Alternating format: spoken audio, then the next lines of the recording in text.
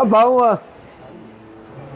किन्ने का सूट है जी रेट इसका है तकरीबन 5,000 का। 5,000 और गति खड़े ने 5,000 क्यों सर क्या हुआ है?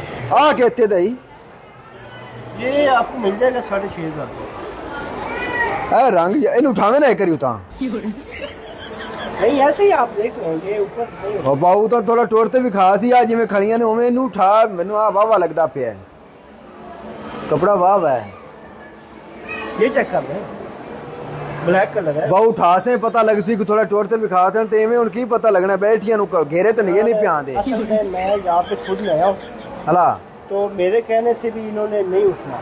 अच्छा तो मैं अपने सीनियर को बुलाता हूँ हाँ। वो सामने खड़े हैं।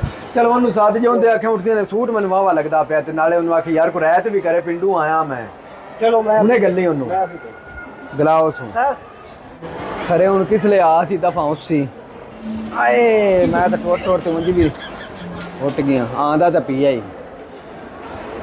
आ जा कर्मा वाले आ गया ता अस्सलाम वालेकुम। वालेकुम सलाम भाई रे तेनू गल है हाँ जी।